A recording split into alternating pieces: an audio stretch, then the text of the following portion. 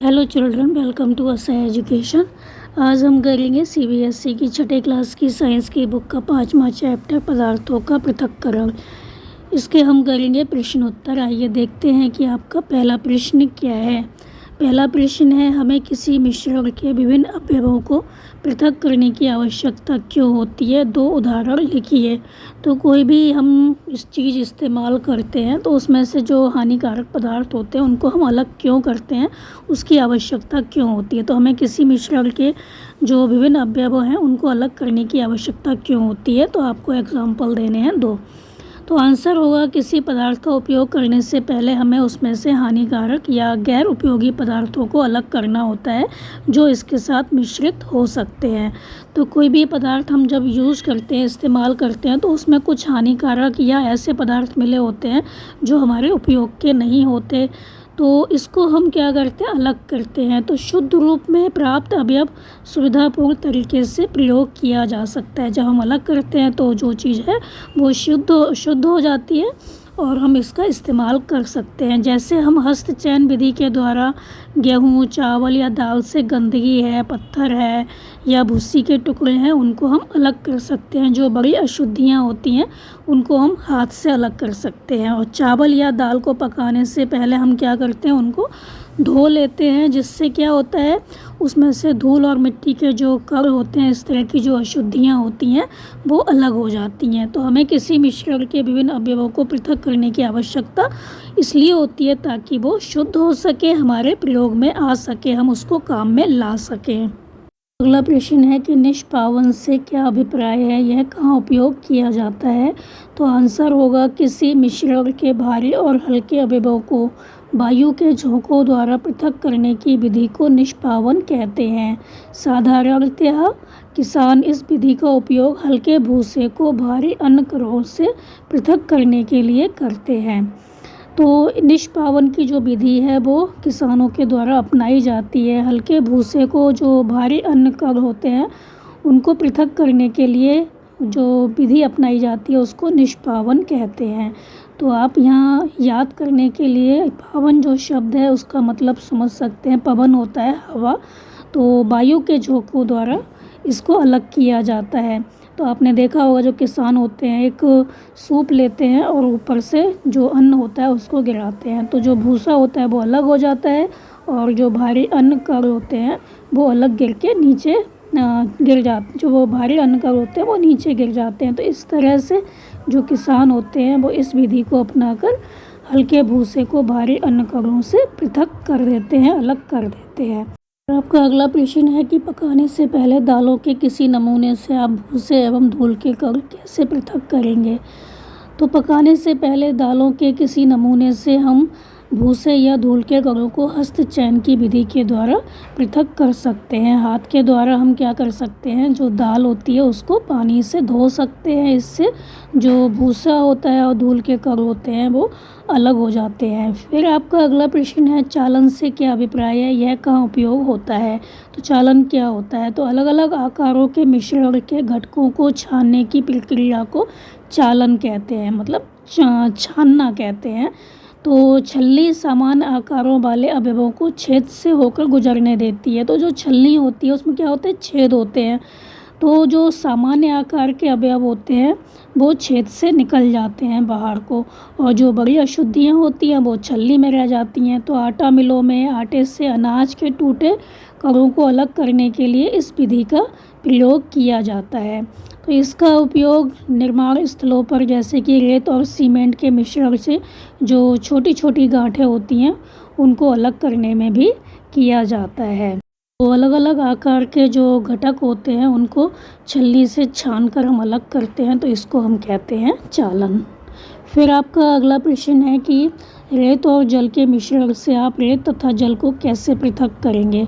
रेत और जल आपस में मिले हुए हैं तो हम उसको कैसे अलग करेंगे, रेत को जल से कैसे अलग करेंगे? तो आंसर होगा, रेत और जल को उनके मिश्रण से अलग करने के लिए हम निम्नलिखित चरण हैं उनका पालन करेंगे। पहले हम क्या करेंगे, एक कंटेनर लेंगे, उसमें कुछ समय के लिए जो रेत और जल का मिश्रण है उसको छोड़ देंगे। फिर कंटेनर के तल पर क्या होता है, रेत जो है वो जम जाती है, इससे हम कहते हैं अपसादन। फिर पानी को धीरे से एक दूसरे कंटेनर में डाल लेंगे, तो इस विधि को हम कहते हैं निस्तारण। अब हम क्या करेंगे, रेत के बारीक कणों को हटाने के लिए जो फिल्टर पेपर होता है उसका उपयोग कर सकते हैं, इसको हम कहते हैं निस्पंदन। तो कंटेनर के तली में जब रेत जम जाती है उसको हम कहते हैं अपसादन। फिर पानी ऊपर रहता है, रेत नीचे बैठ जाती है, तो पानी को धीरे से एक दूसरे कंटेनर में डालते हैं। तो पानी को जो हम दूसरे कंटेनर में डालते हैं इसे कहते हैं निस्तारण। और फिर हम जो रेत के बारीक कण होते हैं उसको क्या करते हैं, फिल्टर पेपर की सहायता से अलग कर लेते हैं, इसको हम कहते हैं निस्पंदन। अगला प्रश्न है, आटे और चीनी के मिश्रण से क्या चीनी को पृथक करना संभव है? अगर आटे में चीनी मिल गई है तो आप इसको कैसे अलग करेंगे? तो आंसर होगा, किसी छलनी का प्रयोग करके हम चालन विधि के माध्यम से आटे के साथ मिश्रित जो चीनी है उसको अलग कर सकते हैं। तो छलनी लेंगे, उसमें आटा और चीनी का जो मिश्रण है उसको डालेंगे, तो छानेंगे तो क्या होगा, आटा जो है वो छलनी में से निकल जाएगा और जो चीनी है वो छलनी में रह जाएगी। इस तरह से हम आटे से जो चीनी है उसको अलग कर सकते हैं।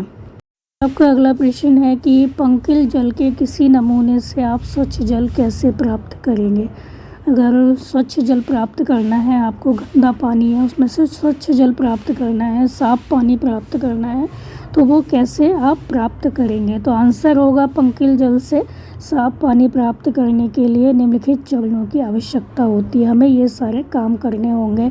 तो हमें क्या करना होगा, एक कंटेनर लेना होगा, उसमें जो गंदा जल है उसको डाल देना होगा कुछ देर के लिए।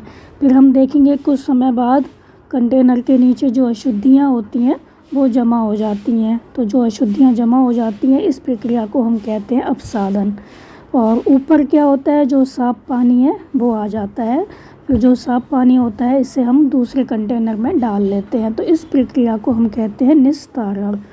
जो महीन अशुद्धियाँ होती हैं उनको दूर करने के लिए हम जो फिल्टर पेपर होता है उसका प्रयोग करते हैं। तो अशुद्धियों को दूर करने के लिए जो फिल्टर पेपर होता है उसकी सहायता से अशुद्धियों को हम छान लेते हैं। और ये जो प्रक्रिया होती है, फिल्टर पेपर से छानने की जो प्रक्रिया होती है अशुद्धियों को, वो कहलाती है निस्पंदन। तो इस तरह से जो पंकिल जल होता है उसमें से हम स्वच्छ जल प्राप्त कर सकते हैं। आपका अगला प्रश्न है कि रिक्त स्थानों को भरिए। पहला है, धान के दानों को डंडियों से पृथक करने की विधि को कहते हैं। तो धान के दानों को डंडियों से अलग करते हैं तो उसको हम कौन सी विधि कहते हैं? तो धान के दानों को डंडियों से पृथक करने की विधि को थ्रेशिंग कहते हैं। फिर है, किसी एक कपड़े पर दूध को उड़ेलते हैं तो मलाई उस पर रह जाती है। तो दूध हम अगर किसी कपड़े पर डालते हैं तो मलाई क्या होता है, उस कपड़े पर रह जाती है, दूध निकल जाता है। तो दूध और मलाई को अलग करने की जो ये प्रक्रिया है उसको हम कहते हैं निस्पंदन। फिर है, समुद्र के जल से नमक अलग करने की प्रक्रिया को हम क्या कहते हैं, बाष्पन। तो समुद्र के जल से नमक बाष्पन प्रक्रिया द्वारा अलग किया जाता है। फिर है, जब पंकिल जल को पूरी रात एक बाल्टी में रखा जाता है तो क्या होता है, जो अशुद्धियाँ होती हैं वो तली में बैठ जाती हैं। इसके पश्चात जो स्वच्छ जल होता है उसको ऊपर से अलग कर लेते हैं। इस तरह से जो शुद्ध जल होता है उसको अशुद्धियों से अलग करने की जो ये प्रक्रिया होती है उसको हम कहते हैं निस्तारण। तो पहले में आएगा थ्रेशिंग, दूसरे में आएगा निस्पंदन, और तीसरे में आएगा बाष्पन, और चौथे में आएगा निस्तारण। फिर आपका अगला प्रश्न है कि सत्य अथवा असत्य। तो आपको देखना है कि कौन सा वाक्य गलत है, कौन सा सही है। पहला है, दूध और जल के मिश्रण को निस्पंदन द्वारा पृथक किया जा सकता है, अलग किया जा सकता है। तो ये वाक्य गलत है। फिर है, नमक तथा चीनी के मिश्रण को निष्पावन द्वारा पृथक कर सकते हैं, हवा के झोंके के द्वारा। तो ये भी गलत है। फिर है, चाय की पत्तियों को चाय से पृथक्करण जो किया जाता है, चाय की पत्तियों का चाय से जो पृथक्करण किया जाता है वो निष्पंदन द्वारा किया जाता है। तो ये वाक्य भी गलत है। तो जो चाय हम बनाते हैं उस चाय की पत्ती को हम किससे अलग करते हैं, छलनी से अलग करते हैं। फिर है, अनाज और भूसे का जो पृथक्करण होता है वो निस्तारण प्रक्रम द्वारा किया जाता है। तो ये वाक्य भी आपका गलत है। सारे वाक्य जो हैं वो असत्य हैं। फिर आपका अगला प्रश्न है कि जल में चीनी तथा नींबू का रस मिलाकर शिकंजी बनाई जाती है। तो शिकंजी कैसे बनाते हैं? जल में हम मिला देते हैं, पानी में हम मिलाते हैं चीनी और नींबू। तो यहाँ कहा गया है कि आप बर्फ़ डालकर इसको ठंडा करना चाहते हैं। जो शिकंजी होती है वो ठंडी अच्छी लगती है, बर्फ़ डालते हैं इसमें। तो शिकंजी में बर्फ़ डालने से पहले हम चीनी घोलेंगे या बर्फ़ डालने के बाद हम चीनी घोलेंगे? कब चीनी जल्दी घुल जाएगी, ये पूछा गया है यहाँ पर। तो आंसर होगा कि हम बर्फ़ डालने से पहले चीनी घोलेंगे। बर्फ़ डालने से पहले हमें चीनी घोल लेना चाहिए, क्योंकि ठंडे पानी की तुलना में जो चीनी होती है वो गर्म पानी में जल्दी घुल जाती है। तो हम पानी में बर्फ़ मिलाने से पहले अधिक चीनी घोल सकते हैं। बर्फ़ डालने के बाद जो चीनी है वो अच्छे से नहीं घुलेगी, काफ़ी टाइम लग जाएगा घोलने में। तो गर्म पानी में जो चीनी होती है वो जल्दी घुल जाती है। तो बर्फ़ डालने से पहले हम चीनी घोल लेंगे। तो ये थे आपके इस चैप्टर के प्रश्न उत्तर बच्चों। आप इनको अच्छे से समझ कर याद कर लीजिए और हमारे चैनल असा एजुकेशन को लाइक कीजिए, सब्सक्राइब कीजिए और शेयर करना बिल्कुल मत भूला करिए। Thank you.